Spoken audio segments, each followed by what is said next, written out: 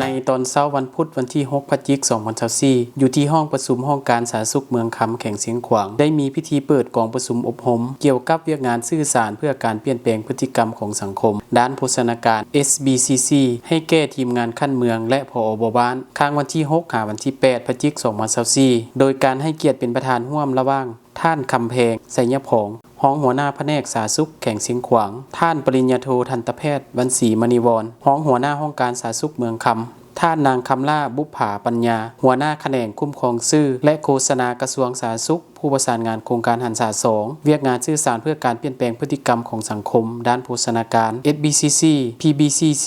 ท่านดร.นางวาสนาพวงปัญญาหัวหน้าแขนงโภชนาการและโภชนาบำบัดกระทรวงสาธารณสุขท่านดร.นางนาลีไสยจักรรองแผนกส่งเสริมกรมอนามัยกระทรวงสาธารณสุขท่านนางศรีไพวงศ์สวงธรรมวิศการศูนย์สถิติกระทรวงสาธารณสุขท่านอินปอนสุขกษักผู้ประสานงานประจำแขงของโครงการหันษา2ท่านบุญทันบรรทลีวงศ์ผู้รับผิดชอบ PBCC คันแขวงท่านพก.แสงสุรีปัญจฤทธิ์ผู้ประสานงานขั้นเมืองเวียกงาน SBCC ของโครงการหันษา2 PBCC ท่านนางสมบูรณ์รอคำวงผู้ช่วยประสานงานขั้นเมืองเวียกงาน SBCC ของโครงการหันษา2 PBCC ท่านบุญภูบัววันนี้วิศการโภชนาการขั้นเมืองพร้อมด้วยพนักงานผอ.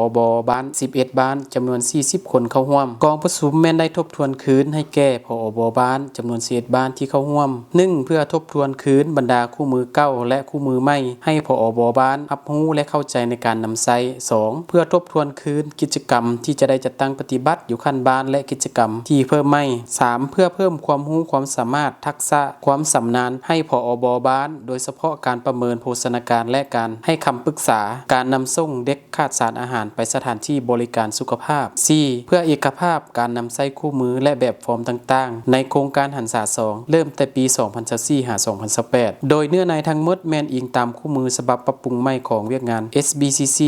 ในการดำเนินกองประชุมฝึกอบรมให้ผอ.บ้านจำนวน11บ้านตามจุดประสงค์และคาดหมายท่านอินปอนสุขกษักผู้ประสานงานประจำแขวงของโครงการหันษา2ก็ได้ให้สัมภาษณ์ท่านบุญทันผอ.บ้านจอมทองเมืองคำแข่งเสียงขวางและท่านนางคำล่าผอ.บ้านหินเมืองคำแข่งเสียงขวางก็ได้ต่างหน้าให้ผอ.บ้านจำนวน11บ้านที่เข้าร่วมฝึกอบรมก็ได้ให้สัมภาษณ์เพิ่มเติมในครั้งนี้เจ้าสบายดีข้าพเจ้าเองชื่ออินปอนสุขกษักเนาะในนามผู้ประสานงานประจำแขวงเชียงขวางของโครงการหันษา2ซึ่งโครงการนี้เป็นมีอายุอยู่ประมาณอยู่5ปีเนาะและมื้อนี้พวกเขามาอบรมให้ผู้อำนวยความสะดวกคันบ้านหรือว่าผอ.ของกิจกรรมส่งเสริมการเปลี่ยนแปลงพฤติกรรมทางด้านโภชนาการอยู่ในคันบ้านหรือว่ากิจกรรม SBC ของ PBCC ของโครงการหันษาเนาะโดยกิจกรรมนี้มันนอนอยู่ในองค์ประกอบที่2ของโครงการหันษา2เนาะและกิจกรรมนี้ส่วนหลายแม่นมีการจัดตั้งปฏิบัติอยู่คันบ้านโดยเฉพาะแล้วผู้อำนวยความสะดวกคันบ้านก็คือผอ.เนาะซึ่งพวกเขาจะได้จัดกองประชุมบ้านทุกๆเดือนเนาะเดือนละครั้งเนาะเดือนละครั้งและทั้งหมดข้อมูลที่ผอ.บ้านที่จัดกองประชุมอะไรมันพวกเขาจะนำเข้ามาป้อนเขาในระบบ DHIS 2ของกระทรวงสาธารณสุขเพื่อเป็นการรายงานความคืบหน้าของการจัดตั้งปฏิบัติกิจกรรมดังกล่าวนั้นเพราะฉะนั้นมื้อนี้พวกเขาจังได๋มาอบรมให้เขาเจ้าเพื่อเพิ่มทักษะในการไปจัดกิจกรรมอยู่บ้านอันที่2ก็เป็นทบทวนบทเรียนเก่าคืนอันที่3ก็เป็นเพื่อทบทวนว่ากิจกรรมที่เขาจัดตั้งปฏิบัติอยู่คันบ้านผ่านมานั้นแม่นเขาเจ้าได้เห็นแนวใดแน่ซึ่งว่าเป้าหมายของกิจกรรมของพวกเฮานี้ที่เขาร่วมก็แม่นมีบรรดาแม่หญิงถือผ้าเนาะแม่หญิงที่ยังเลี้ยงลูกด้วยนมแม่แล้วก็เด็กน้อยอายุต่ำกว่า5ปีแล้วก็ผู้ดูแลเด็กน้อยอยู่ในบ้านนั้นหั่นซึ่งทั้งหมดนั้นก็เป็นการเอิ้นว่าพันขยาย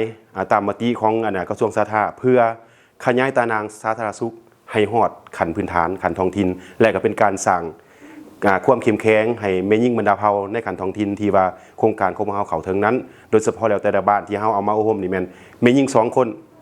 หรือว่า3คนต่อบ้านนึงเนาะแล้วก็ผู้ชาย1คนต่อบ้านนึงอันนี้ก็เป็นอีกอันนึงบาทกล่าวนึงที่พวกเฮาได้ส่งเสริมแล้วก็สร้างความเข้มแข็งให้แม่หญิงบรรดาเผ่าแล้วก็ทั้งขยายตารางสาธารณสุขไปสู่เขตชุมชนของทั่วประเทศลาวเฮาเนาะโดยเฉพาะกับเป็นเมืองค่ำของเฮาเนาะจะขอบใจข้าพเจ้าชื่อท้าวบุญทันบ้านจำทองเป็นผอ.ข้าพเจ้าได้ผ่านการฝึกอบรมในครั้งนี้จากศูนย์กลางเพิ่นได้ลงมาได้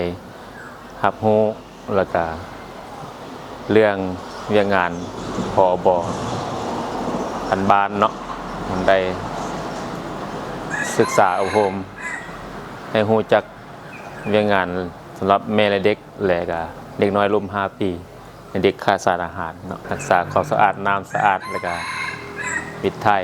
ดังนั้นข้าพเจ้าจึงขอเอานำเอาบทเรียนที่ได้ฝึกอบรมมานี้เนาะไปเผยแพร่ให้ชาวบ้านให้ความรู้ทั่วถึงกันเนาะเป็นต้นแม่และเด็กนี่ก็ผู้ปกครองให้เอาใจใส่เด็กของตัวเองเนาะแนะนำข้าพเจ้าเนาะทางหน้าให้ผบใน11บ้านเนาะในครั้งนี้มาฝึกอบรมครั้งนี้ขอขอบใจนำโครงการที่มาสนับสนุนช่วยศึกษาอบรมให้คณะผบแต่ละบ้านให้ทราบซึ่งให้รู้จักบทเรียนใหม่ๆเนาะให้พากันปฏิบัติ สบายดีข้าพเจ้าซื้อนางคำล่าวงรอคำเนาะเป็นพอบบ้านหินเมืองคำแขวงเชียงขวางในนามข้าพเจ้าเป็นอสบบ้านเนาะ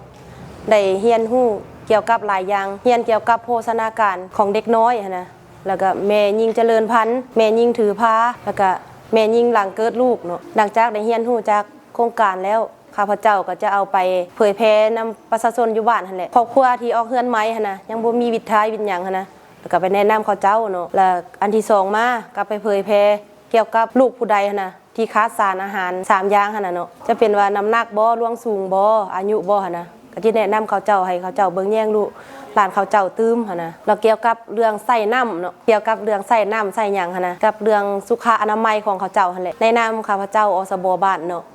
อยากขอแนะนำให้ผัวพาเมียนะไปฝากท้องอยู่สุขศาลาเนาะ